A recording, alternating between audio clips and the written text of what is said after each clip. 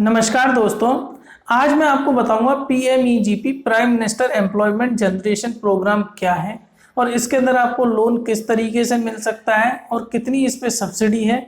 आज हम इन सब चीज़ों के बारे में डिटेल में जानेंगे। सबसे पहले हम देख लेते हैं आप किसी भी ज़िले में रहते हो भारत में, आपके हर ज़िले में एक जिला उद्योग होता है। तो पीएमईजीपी की एप्लीकेशन जिला उद्योग के माध्यम से ही ब्रांचों में या बैंक में किसी में जाती है। तो आप ये मान के चलिए, अगर यदि आपको पीएमईजीपी लोन लेना है तो आपको जिला उद्योग में जाकर एक बार बात करनी पड़ेगी। ये लोन बिजनेस लोन होता है, मतलब आप किसी भी तरह के व्यापार करने के लिए यह लोन ले सकते हैं। मान के चलिए आप कोई सर्विस करना है, सर्विस में किसी सर्विस सेक्टर में व्यापार करना चाहते हैं, कोई बिजनेस करना चाहते हैं या ट्रेडिंग का काम खोलना चाहते हैं तो आपको ये लोन मिल जाएगा। ये लोन कोलाट्रल फ्री होता है, मतलब आपको किसी तरह की कोई कोलाट्रल इस लोन में नहीं देनी।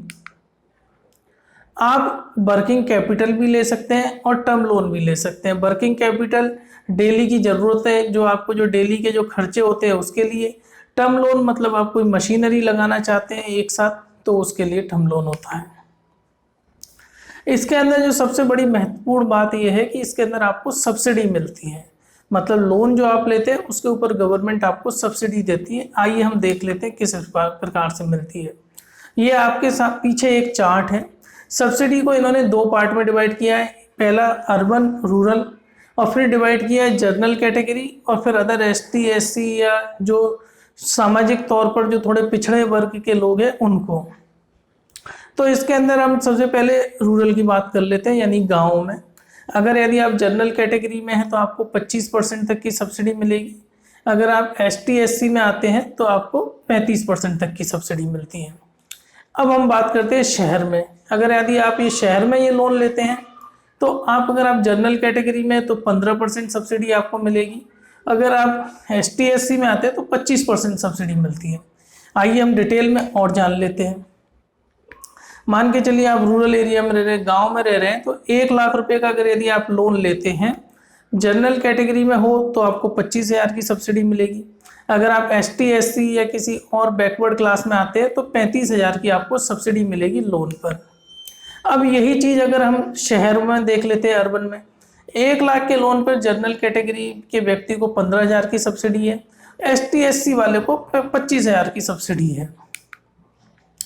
होता क्या है, जब भी आप ये लोन लेते हैं तो जो सब्सिडी का अमाउंट है वो बैंक में ऑलरेडी आ जाता है और उसकी एक फिक्स डिपॉजिट क्रिएट बैंक बना के रख देता है।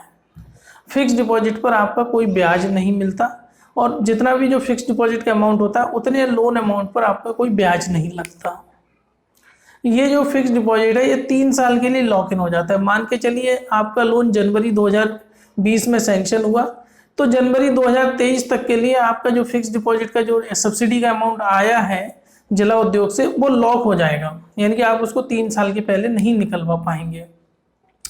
फिर होता क्या है, जैसे ही 3 साल पूरे हो जाते हैं तो जिला उद्योग से एक कमेटी आती है जो कि आपकी यूनिट का इंस्पेक्शन करती है, बैंक से रिपोर्ट मांगती है कि आपका अकाउंट सही चल रहा है या नहीं चल रहा। अगर आपकी रिपोर्ट सेटिस्फैक्ट्री होती है, ऑफिशियल सेटिस्फाई हो जाते हैं, तो जो सब्सिडी का अमाउंट है वो आपको क्रेडिट कर दिया जाता है।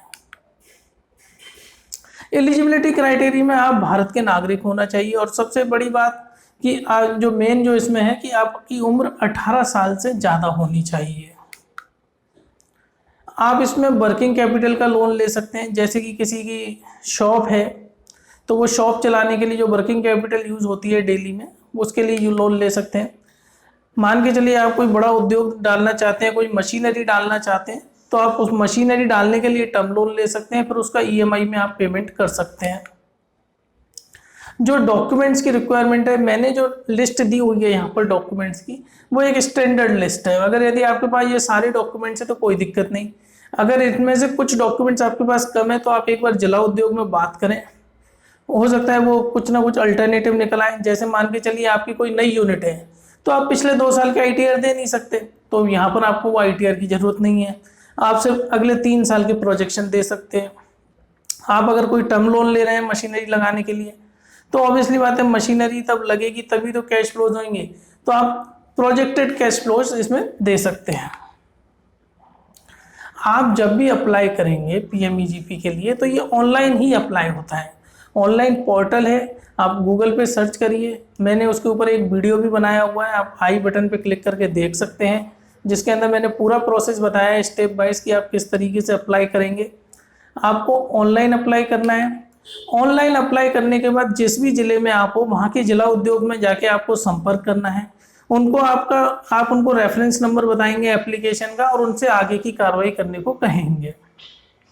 फिर वो आपसे ही पूछते हैं कि हम इस लोन एप्लीकेशन को किस बैंक में ट्रांसफ़र करें, क्या करें, तो फिर आगे की कार्रवाई वो बड़े सुनिश्चित तरीके से आपको बताएंगे। जब भी आप पीएमईजीपी लोन के लिए जिला उद्योग के माध्यम से अप्लाई करते हैं तो रिजेक्शन के चांस बहुत कम हो जाते हैं, क्योंकि अगर बैंक इस चीज़ को रिजेक्ट करती है तो उनको पूरा एकदम तरीके से पूरी अच्छा तरीके का वो देना पड़ता है रीज़न कि हमने क्यों रिजेक्ट किया। और ये कलेक्टर के साथ मीटिंग होती है हर महीने, तो उसमें भी ये पेश किया जा सकता है कि बैंक ने रिजेक्ट क्यों करा। अगर यदि कलेक्टर को लगता है कि ये रिजेक्ट के रीज़न सही नहीं है तो वे फाइल दोबारा बैंक को कंसिडर करने के लिए भेज सकते हैं।